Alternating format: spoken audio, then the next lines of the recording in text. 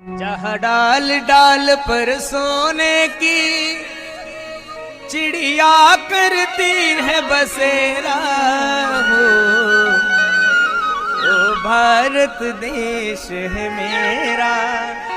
अरे आपण ज्या देशामध्ये जन्माला आलोय, हा देश म्हणजे या विश्वातील सगळ्यात सुंदर देश आहे। भरतखंडे नरदेह प्राप्ती हे तो परमभाग्याची संपत्ती। मी त्या दिवशी बोलता बोलता बोलून गेलो, आपण शाळेत गेल्यानंतर सर आपल्याला एबीसीडी नाही शिकवतो पहिल्या वर्गात, 1 2 3 4 नाही शिकवतो, क ख ग वगैरे नाही शिकवत। पहिला हात पुढे करतात आणि म्हणतात, मान India is my country, all Indians are my brothers and sister, I love my country, Bharat माझा देश आहे, सारे भारतीय माझे बांधव आहे, माझ्या देशावर माझं प्रेम आहे। एवढी चांगली संस्कृती या जगाच्या पाठीवर फक्त जर कोणाची असेल तर ती माझ्या हिंदू धर्माची, याचा आपल्याला अभिमान असला पाहिजे। महाराज, कधी बसणाऱ्या मंडळींनी तुम्ही असा विचार केला का, तुमच्या देशाला भारत माता ही संज्ञा का आहे?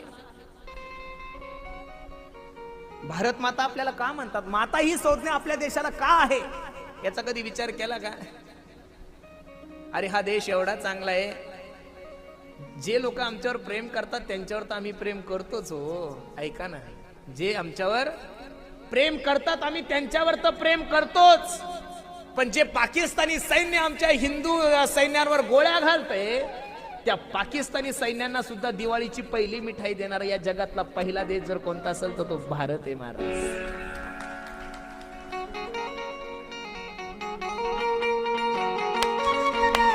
जय हो।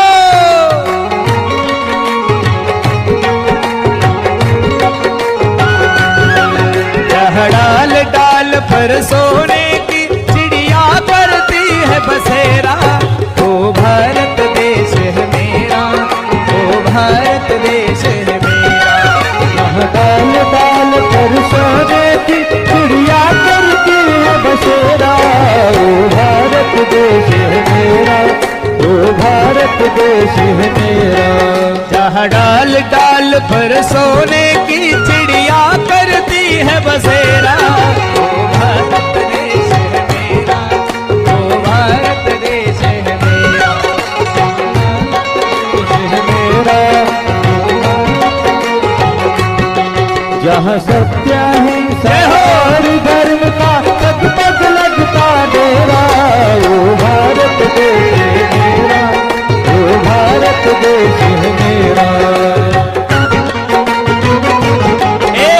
ताली वाजत नाहीये, ताली। जय हो।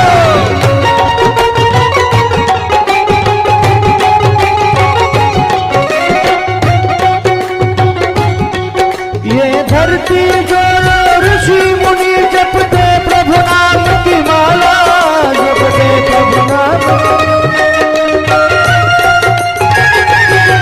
ये धरती वो जा ऋषि मुनि जपते प्रभु नाम की माला, जपते प्रभु नाम की माला। जहाँ हर बालक इन मोहन है और राधा एक बाला, ओ भारत देश है मेरा, ओ भारत देश है मेरा। जहाँ डाल डाल पर सोने की चिड़िया करती है बसेरा, ओ भारत देश। जवानाची मागणी ऐका। बहे खून मेरा चमन के लिए, बहे खून मेरा चमन के लिए, हो मेरी जान जाए वतन के लिए, मेरी जान जाए वतन के लिए। बहे खून मेरा चमन के लिए, बहे खून मेरा चमन के लिए, मेरी जान जाए वतन के लिए, मेरी जान जाए वतन के लिए। म्हणून जे लोक आपल्या देशासाठी आपल्या देहाची आहुती देतात दादा, त्या लोकांची कधीतरी आठवण करत जा रे, देशासाठी संघटित राहा। आज जसे तुम्ही लाल टोप्या घालून कीर्तनाला बसले ना रे दादा, तसं कधीतरी माझ्या देशावर संकट आलं तर कधीतरी एकत्रित या। मी ह्या जातीचा आहे, मी त्या धर्माचा आहे, मी या पक्षाचा नकार आहे असा विचार करू, कधीतरी एकत्रित येऊन म्हणा मी हिंदू आहे आणि हिंदुस्तान माझा देश आहे. अरे आज 75% हिंदू या देशात आहे दादा. किती टक्के हिंदू आहे? किती टक्के हिंदू आहे? 75% हिंदू या देशात असून भारत स्वतंत्र झाल्यापासून आपल्याला म्हणावं लागतं, बनाएगे मंदिर. कधी? कसम तुम्हारी राम प्राण से प्यारा है, अरे अवधपुरी का धाम बनाएगे मंदिर, हो बनाएगे मंदिर.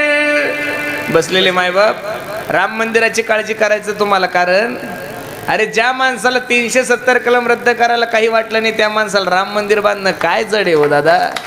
हो तो उनके बाय हात का खेले.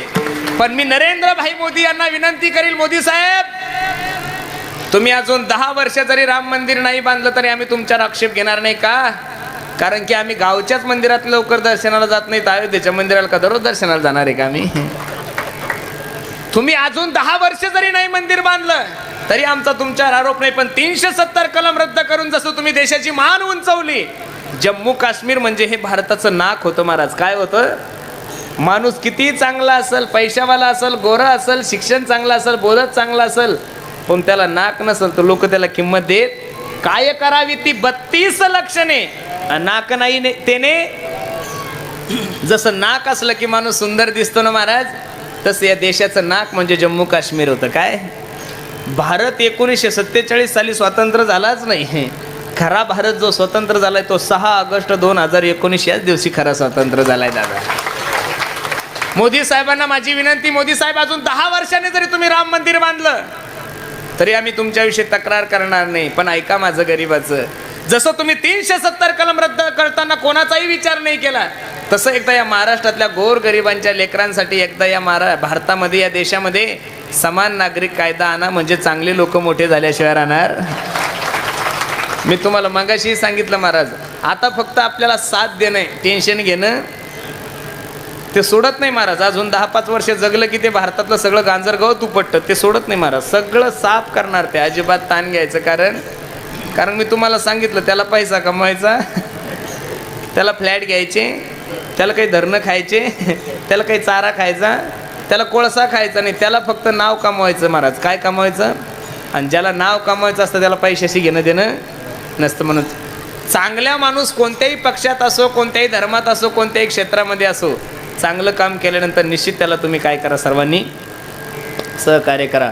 दुसरी सर्वात महत्त्वाची गोष्ट आहे दादा, प्रत्येकाने आपल्या मायबापाची सेवा करा. मी पुनश्च एकदा सांगतो, ज्या मायमाऊलीच्या पुण्यस्मरणानिमित्त हा कार्यक्रम चालू आहे ना, त्या मायमाऊलीचं नाव वैकुंठ